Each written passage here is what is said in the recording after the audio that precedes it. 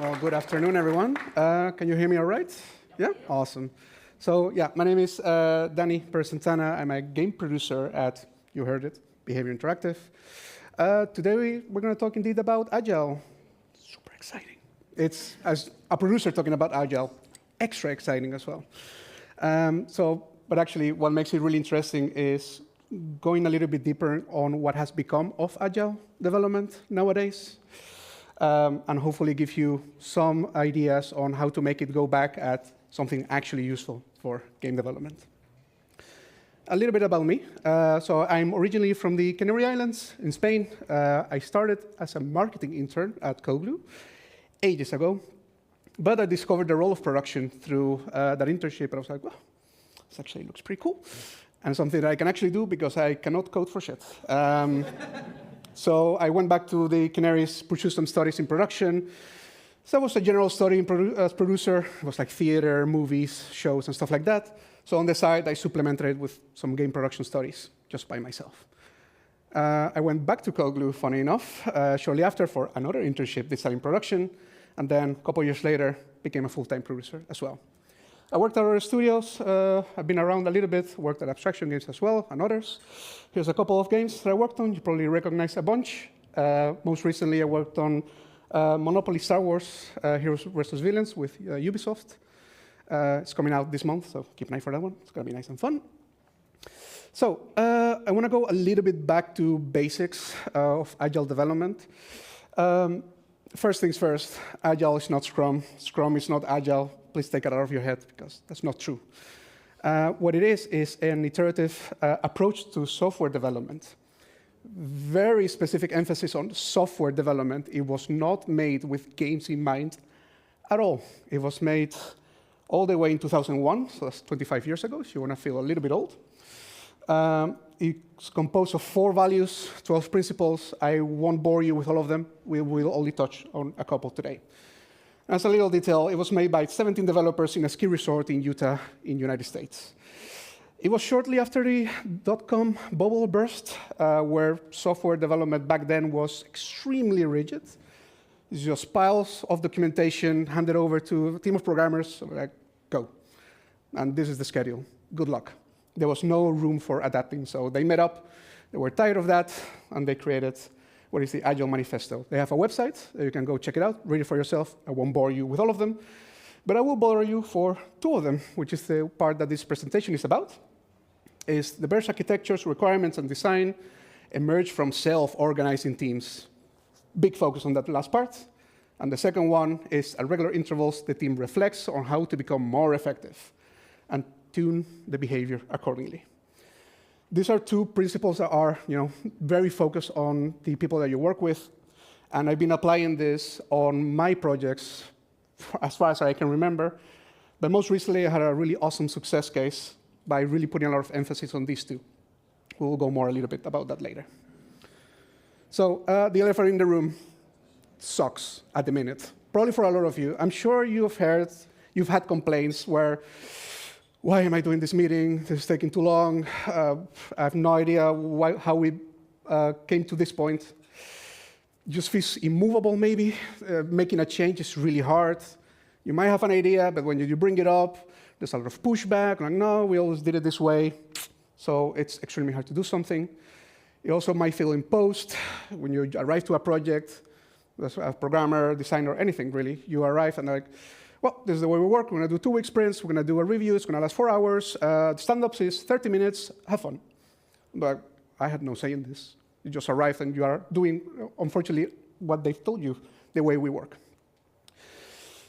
Probably the worst of them all. 4-hour, 5-hour, day-long meetings of doing stuff that is not giving you any return for your time. You might have that sprint planning that just lasts ages and everyone is tired, and you give story points that you're just giving them because you want to get the fuck out of there. So it's just a waste of time at the minute.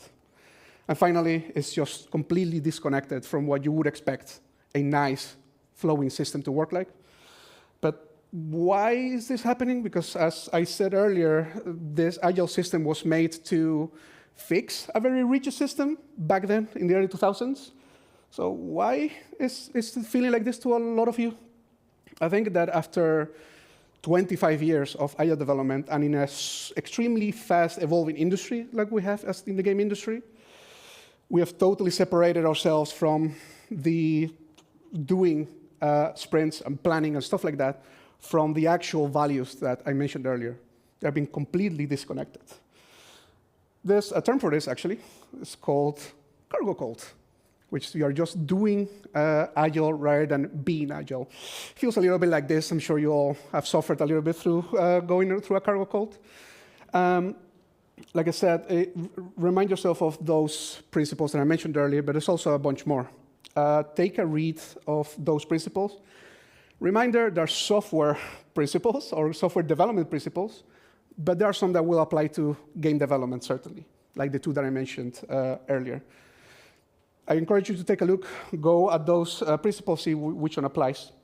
If what you are doing in your project doesn't line up with the spirit, I guess, with the spirit of those principles, you're just following a cult.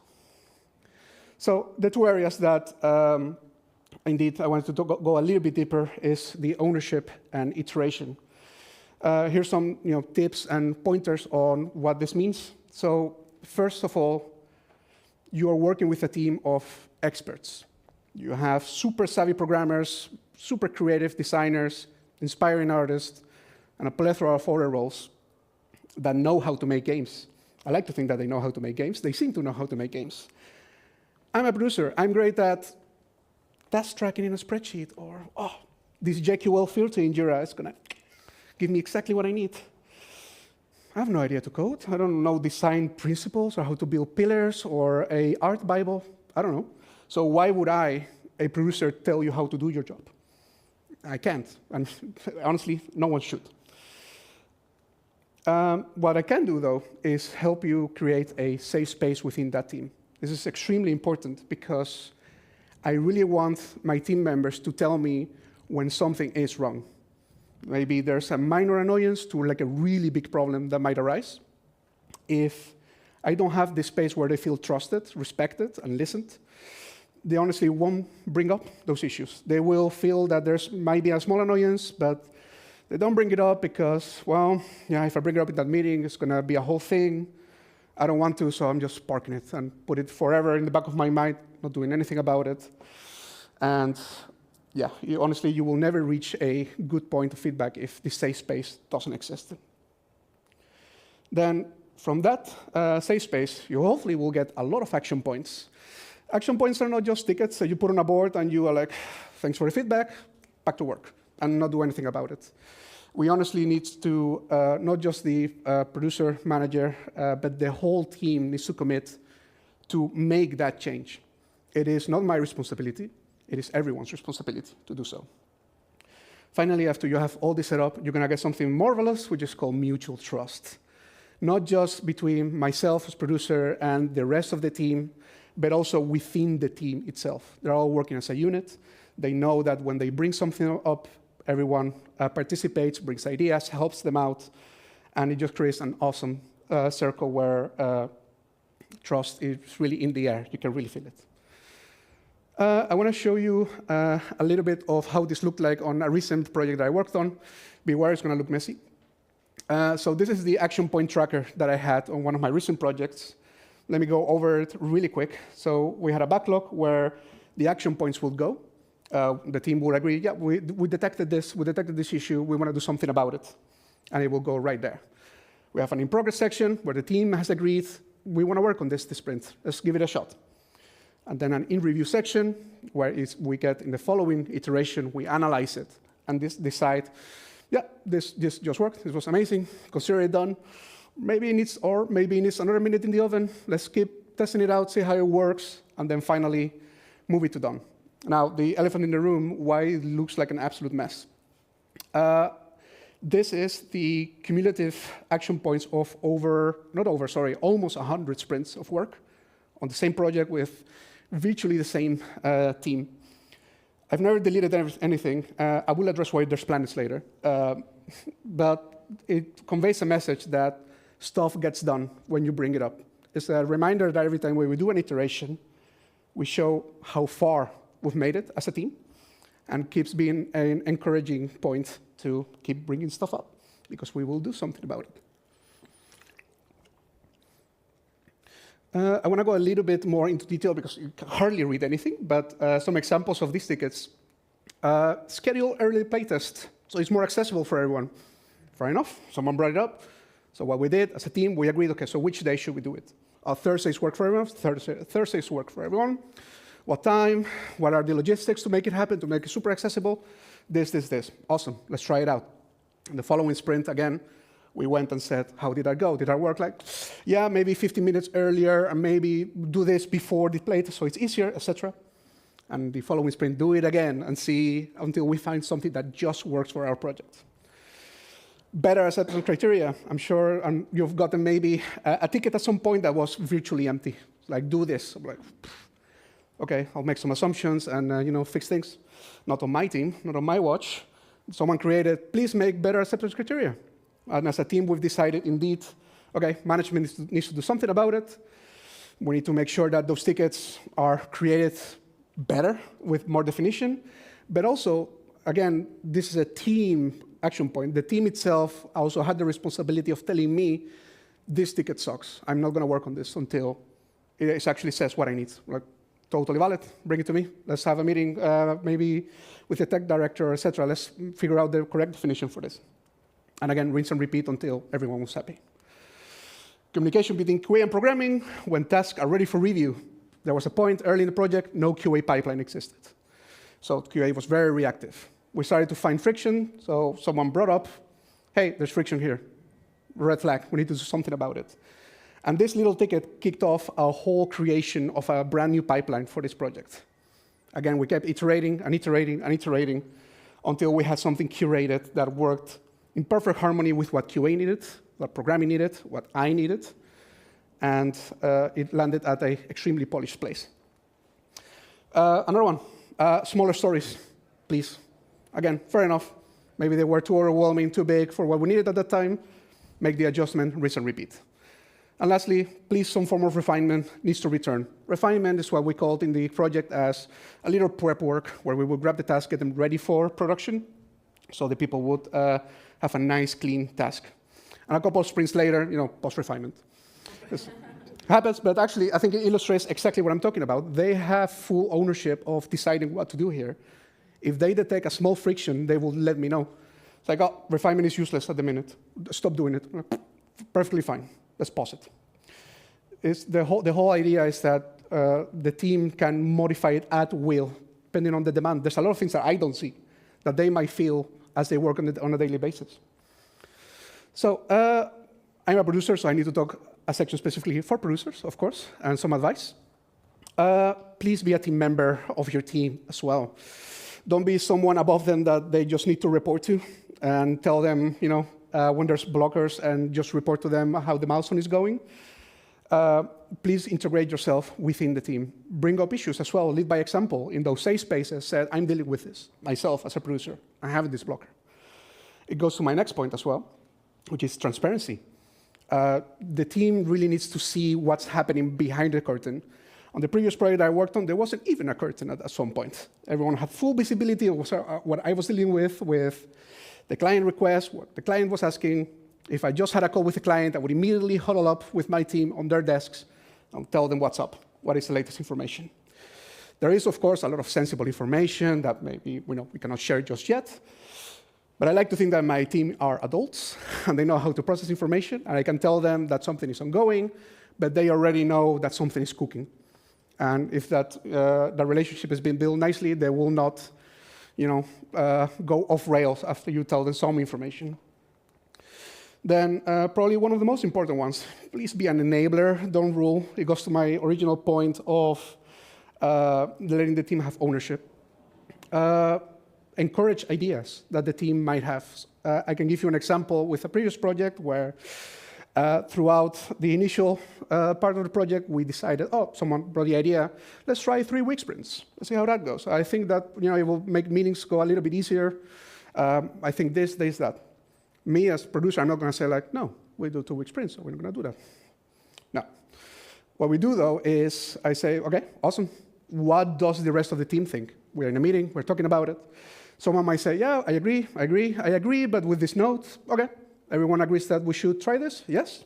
Awesome. Let's give it a shot. And the following, I would check.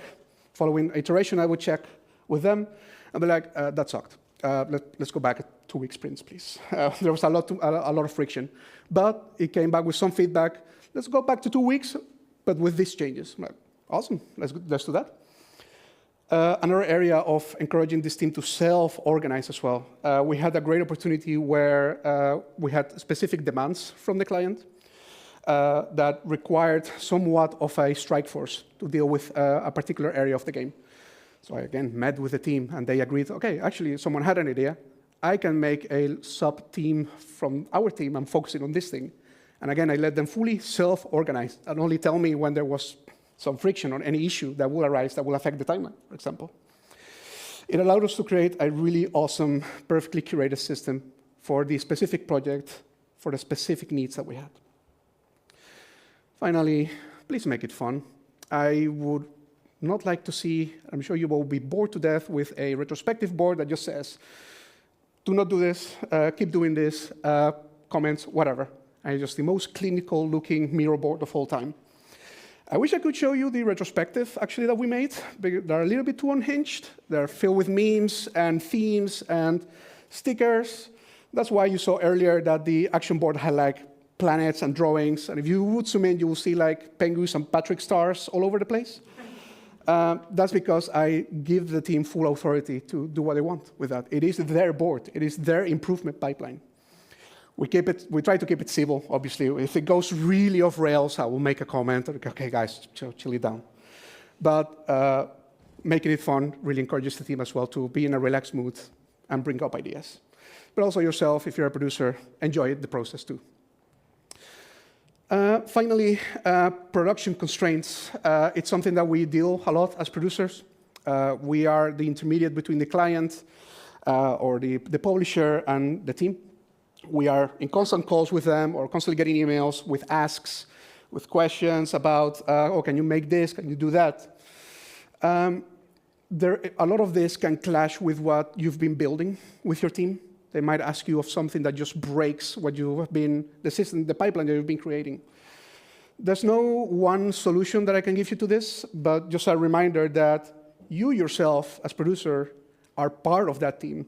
So again, in that safe space that I mentioned earlier, I would go and say, the client is asking for this. It sucks, or it's extremely disruptive to what we were doing. But because that relationship of trust exists with myself and the team overall, they will work with me. They will say, OK, yeah, that actually does suck, or it does break whatever we did. But I think if we make this change, it's acceptable. It does break a little bit, but it's fine. They understand what you're dealing with. They understand the complications and chaos that game development is, and that publishers sometimes make a lot of asks. And at the end of the day, we have to keep them happy one way or the other. So collaborate with your team to find that solution. And final point of advice for any producers here, if you're ever in a call with a client and they ask you something, don't say yes, ever, to what they ask. Pause for a moment. You can always, don't say no either. You can always say like, OK, interesting point. I can take a look about this with the team. I can't make any promise. I'll make sure I make that emphasis on that. No promises here. We'll go to the and get back to you. If you say yes, which is a mistake that a lot of junior producers do, they think that the client is this god to appease, that we must always abide by their wishes. They will ask something, oh, yeah, can you do this by tomorrow? And oh, yeah, we'll figure it out. You bring that to the team, can we do this tomorrow? No? It takes 4 days, 5 days. Yeah, don't do that. It's something that I learned the hard way as well. When I, early on as producer, I was like, oh, yeah, we can do that, right? Go to a programmer, we're like, you fucked up. But you learn. Anyways, it's all I have for you all today. I hope that with this, you can go back to basics a little bit on what it means to be an agile team, specifically to the ones that focus on the people and the team, and build a really nice relationship that will have you deliver an awesome game, the team to not lose their mind, and you to not lose yours as well. Thank you very much.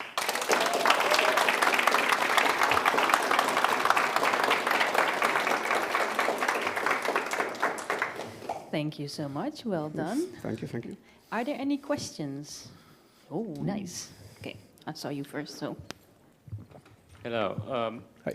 Oftentimes when I work in teams via Agile, have one or more members of the team that either never or very rarely engage with any processes that we have set up with Agile. Do you have any tips for keeping people engaged from the get-go in the process? Yeah, sure. I mean, I will try to figure out first, you can speak with them and say, why are they not engaged? To see if you can find out exactly what is making them pull away. It could be that the system that you have in place is just not very welcoming. Something to be very aware of in this industry. Neurodivergency is a big thing. It's a lot of people that might feel intimidated in that process and they cannot, get that push to participate actively. Find out what's going on, but obviously in the meeting itself, we have to find what is something that is welcoming for them. It could be also a factor of that it's just not fun, or it's just that they're bored and they don't get in value from it. So maybe I will dig a little bit more. What is it that you're not, what are you missing from this meeting that you are expected to get and you're not getting?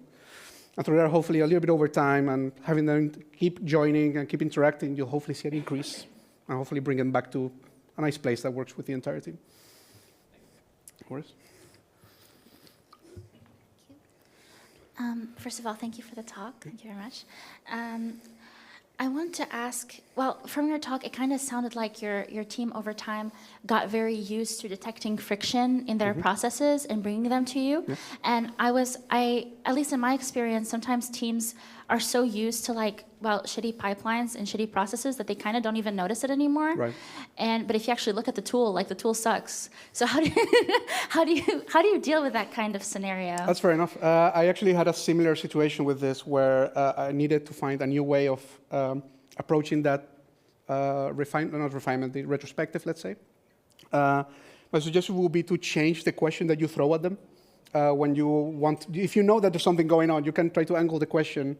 Like, for example, saying, we did an exercise in one retrospective where I allowed them to they had their own lane, and I allowed them to please build your absolutely perfect pipeline. And they will say, oh yeah, actually, if I didn't do meetings, this would be great. If I did this would be better. And I will let the whole team do it, and we will find core things that match for the whole team. Everyone's annoyed at this, actually.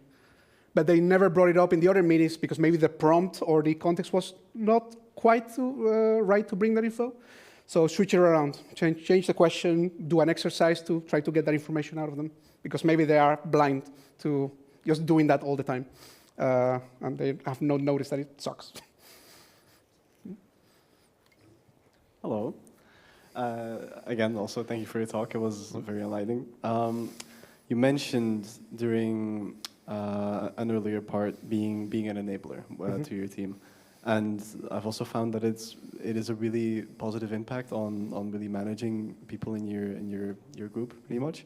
But in the same breath, it's also a thing where I'm wondering, entertaining everyone's ideas is always great, but when you notice as the producer that there's an idea that's coming up and being agreed upon that you think maybe isn't realistic within the time frame or within the section that you are at right now, or maybe doesn't work for the project, how do you go about really maybe putting your foot down, even though it's not the best way to do it? Sure, I understand.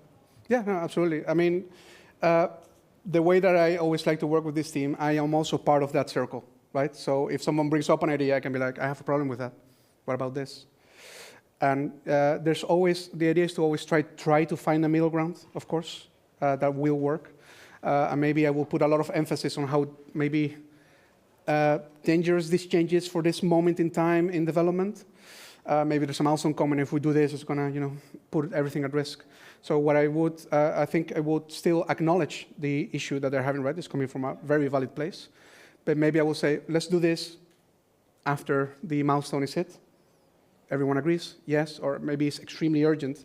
If it's that urgent, it's really bad, and maybe we should then trust what the team is saying. Maybe it is really bad, and I can go as producer to the client and be like, hey, look, we're dealing with this. We need to solve it to ensure quality of the milestone.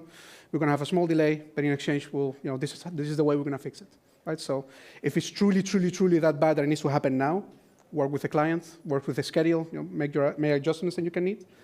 If it can wait, then always discuss with the team and see if they agree that it can wait a little bit. Okay, we have time for one more question, and I saw here. Yes, thank you for the talk. Yeah, you're welcome. One of the biggest criticisms of Agile is usually the time sink. A lot of people have like, oh, why am I in this meeting? Why can't this be like an email? Let's say that is an email. Like, how would you either fix the time sink that a lot of people criticize? Or if it were, for example, emails that they get, how would you make sure that they're not always one step behind the decision-making process? That's a good one. I mean, it's tricky. I think if the team will, hopefully, if you build that relationship that I said before, the team will tell you we're wasting time. So you can, again, go to this circle and figure out why is it a waste of time? Are we, the way the meeting is just taking too long? Or what can it work besides this? And you need to go, again, into a very iterative process. I don't have like a solution to tell, oh yeah, do this. But I think that's the whole energy behind the way I work. I don't make decisions on how to fix it. The team does. I just, stir them a little bit and make sure they don't go super off rails. Yeah, my only real answer here is engage with the team and find that middle ground that makes it not a time waster. Hopefully they will bring out that same problem that you say, that they're missing information or they're like misaligned on when they get the information, they see it too late, for example. Hopefully they will bring it up, or you can bring it up, that you're noticing this yourself. Again, you're part of that team, and they will help you find that middle ground, hopefully.